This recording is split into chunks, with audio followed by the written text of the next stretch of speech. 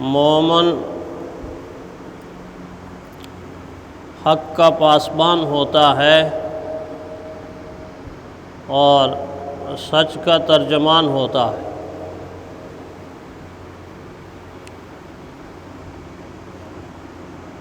مومن کی زبان جب بھی بولتی ہے اس سے توقع یہ کی جاتی ہے کہ اس کی زبان سے سچ نکلے گا، سچ کا نور نکلے گا، سچ کی روشنی نکلے گی۔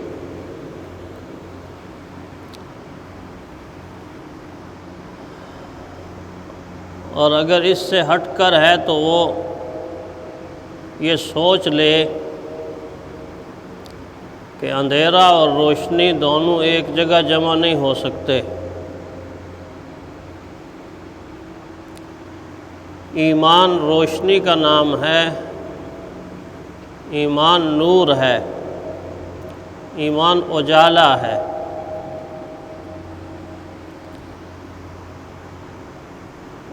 اور اگر دل کے اندر ایمان کامل ہوگا، روشنی موجود ہوگی تو وہاں اندھیرے کی کوئی گنجائش نہیں ہوگی۔ لیکن اس کے برعکس اگر ہوگا تو پھر اس سینے میں ایمان کی روشنی یا تو مندم پڑ جائے گی یا بجھ جائے گی۔ پھر وہ سینہ، وہ دل مومن کا سینہ اور مومن کا دل نہیں کہلائے گا، وہ معاذ اللہ منافق کا سینہ اور منافق کا دل کہلائے گا۔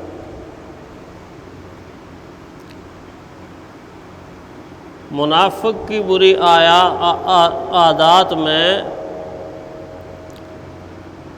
سب سے بری عادت یہ ہے کہ وہ بات بات میں جھوٹ بولتا، قدم قدم پہ جھوٹ بولتا، وہ ہر بات میں جھوٹ کا سہارا لیتا ہے، اور اپنے طور پر وہ جھوٹ کو معاذ اللہ گناہ بھی نہیں سمجھتا۔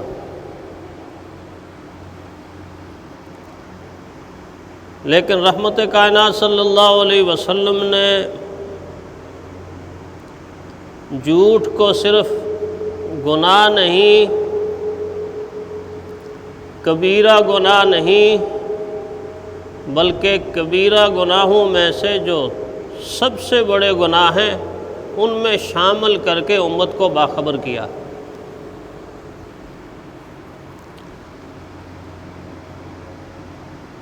حضرت ابوبکر صدیق رضی اللہ تعالیٰ عنہ فرماتے ہیں کہ رسول اللہ صلی اللہ علیہ وسلم ہمارے درمیان تشریف فرما تھے، اور پیارے پیغمبر صلی اللہ علیہ وسلم نے اس مجلس میں فرمایا، الا انبئکم باکبر الکبائر، الا انبئکم باکبر الکبائر، لوگوں میں آپ کو کبیرہ گناہوں میں سے سب سے بڑے گناہ بتا دوں؟ باکبر الکبائر فرمایا کہ صرف کبیرہ گناہ نہیں بلکہ کبیرہ گناہوں میں سب سے بڑے گناہ۔ قلنا بلا یا رسول اللہ صلی اللہ علیہ وسلم، ہم نے عرض کیا اللہ کے نبی ضرور، آپ ان گناہوں سے ہمیں آگاہ کر دیجئے۔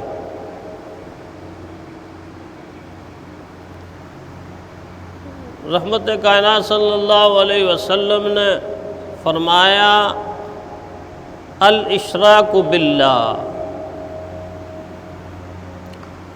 اللہ تعالیٰ کی ذات کے ساتھ کسی کو شریک کرنا یہ بہت بڑا گناہ ہے۔ یہ وہ گناہ ہے جس کو قرآن حکیم نے ان الشرک لظلم عظیم کہا، صرف ظلم نہیں، ظلم عظیم کہا۔ اللہ کی ذات کے ساتھ شرک کرنا ظلم عظیم ہے، ظلم عظیم ہے۔ یہ وہ گناہ ہے کہ جس کے بارے میں قرآن حکیم نے فرمایا، ان اللہ لا یغفر ان یشرک بہ ویغفر ما دون ذلک لمن یشاء۔ یقیناً اللہ تعالیٰ شرک کو معاف نہیں کریں گے، اس کے علاوہ جس گناہ کو چاہیں گے معاف فرما دیں گے۔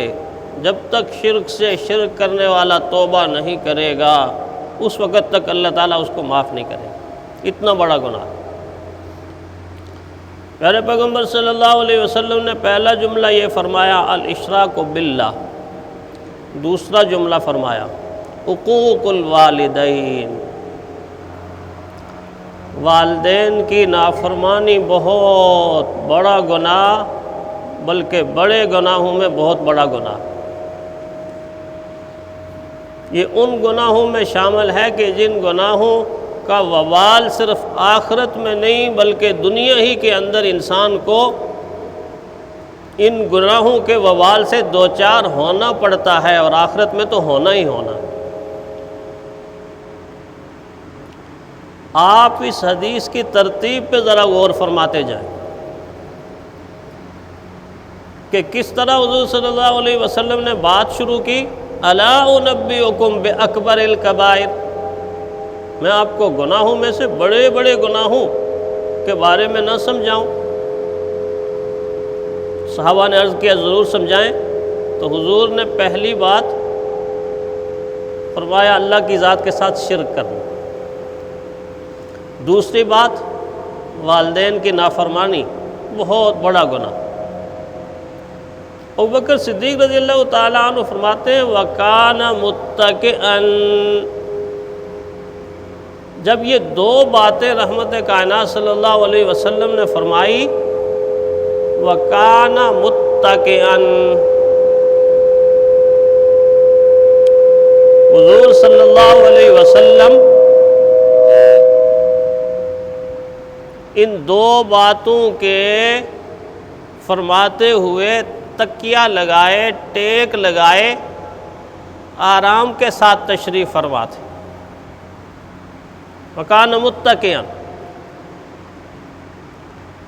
لیکن ابوبکر صدیق رضی اللہ تعالیٰ عنہ فرماتے ہیں کہ یہ دو باتیں فرمانے کے بعد پیارے پیغمبر صلی اللہ علیہ وسلم نے تکیہ چھوڑ دیا، جو ٹیک لگائی تھی وہ چھوڑ دی، اور ایسے اوپر ہو کے تشریف فرما ہو۔ حالت بدلی، رویہ بدلا، رنگ بدلا، سراپا بدلا، کیفیت بدلی، حضور یوں ہو کر ایسے ہو کر تشریف فرما ہوئے۔ فجلس، حضور ایسے بیٹھے، اور ایسے بیٹھنے کے بعد جو اگلا گناہ بتا رہے ہیں اس کے بارے میں لفظ استعمال کیا الا۔ الا عربی میں اس جگہ بولا جاتا ہے جس جگہ خطرے کی انتہا ہو جاتی ہے، خطرے کی انتہا ہو جاتی ہے۔ جب خطرے کی انتہا ہوتی ہے تو انسان کی زبان پر وہی خطرہ ہی خطرہ ہوتا، اس وقت انسان اضافی الفاظ بولتا ہی نہیں ہے۔ جیسے کہیں اچانک زلزلہ آ جائے نا، تو جب انسان خوفزدہ ہو جاتا ہے اس زلزلے کے ساتھ، تو بعض دفعہ انسان پورا جملہ نہیں بولتا، دیکھو بھائی زلزلہ آ رہا ہے، پورا جملہ نہیں بولتا، کیونکہ خوف اتنا طاری ہو جاتا ہے، وہ کہتا ہے زلزلہ زلزلہ زلزلہ، پورا جملہ نہیں۔ یہ خوف، ڈر اور خطرناکی کی علامت ہے۔ یا کہیں کسی جگہ آگ لگ جائے، آگ اتنی تیزی سے پھیل رہی ہو، تو ڈر کی وجہ سے بندہ یہ نہیں کہتا کہ فلاں جگہ آج آگ لگی ہوئی ہے یا آگ لگی ہوئی ہے، نہیں، آگ آگ آگ۔ کہیں سامنے سے اگر کوئی موذی جانور آ گیا، سانپ آ گیا، تو بعض دفعہ پورا جملہ نہیں کہتا کہ سانپ آ رہا ہے، سانپ سانپ سانپ۔ جس طرح اردو کے اندر ہم اس طرح کے لفظ استعمال کرتے ہیں، عربی کے اندر الا خطرے کی علامت ہوتی ہے، خطرہ خطرہ خطرہ۔ پہلے جو دو گناہ اللہ کے نبی نے بیان فرمائے، کیا یہ خطرناک نہیں؟ یہ بھی مہلک ترین گناہ ہے، خطرناک گناہ ہے۔ لیکن بتانا یہ مقصود ہے کہ پیارے پیغمبر صلی اللہ علیہ وسلم اگر ٹیک چھوڑ رہے ہیں، تکیہ چھوڑ رہے ہیں، سیدھے ہو کے بیٹھ رہے ہیں، رنگ بدل رہا ہے، کیفیت بدل رہی ہے، رویہ بدل رہا ہے، اور پھر لفظ بدل، الا آگاہ ہو جاؤ کہ جو تیسرا گناہ میں بتانے والا ہوں وہ تو بڑا ہی خطرناک، وہ تو بڑا ہی خطرناک۔ اور پھر پیارے پیغمبر صلی اللہ علیہ وسلم نے کیا فرمایا؟ فقال وقول الزور وشہادت الزور وشہادت الزور وشہادت الزور،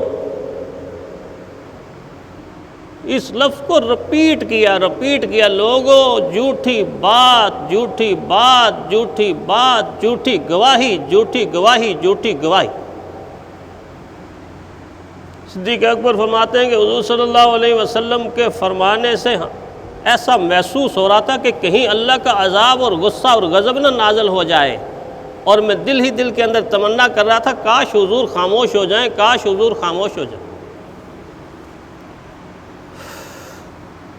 اس سے آپ اندازہ کریں کہ جھوٹی بات کہنا، جھوٹی بات بنانا، جھوٹ کو پھیلانا، جھوٹ کو گڑنا، جھوٹ کو منتقل کرنا اللہ کے نزدیک کتنی غصے والی بات اور خطرناک بات ہے۔ رحمت کائنات صلی اللہ علیہ وسلم اس خطرے سے آگاہ فرما رہے ہیں۔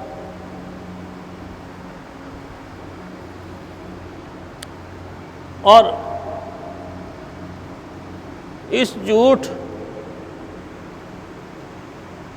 کے کہنے والے پر قرآن حکیم نے جو لفظ استعمال کیے، ان لفظوں پر غور کرنے سے پتہ چلتا ہے کہ انسان کس حد تک دین سے اور ایمان کی روشنی سے دور چلا جاتا۔ جس گناہ کے بارے میں اللہ فرمائے فَنَجْعَلْ لَعْنَتَ اللَّهِ عَلَى الْكَاذِبِينَ، لعنت بھیجیے ان لوگوں پر جو جھوٹ بولتے ہیں۔ جس گناہ کے بارے میں قرآن حکیم فرماتا ہے انما یفتر الکذب الذین لا یؤمنون بآیات اللہ، لا یؤمنون بآیات اللہ واولئک هم الکاذبون۔ فرمایا یہ جھوٹی باتیں گڑنے والے لوگ دراصل اللہ کی آیتوں پر ایمان ہی نہیں رکھتے، اللہ کی آیتوں پر ایمان نہیں رکھتے، جو جھوٹ باندھتے ہیں۔ وَأُولَئِكَ هُمُ الْكَاذِبُونَ، لگا یہی لوگ تو جھوٹے ہیں، یہ لوگ تو جھوٹے۔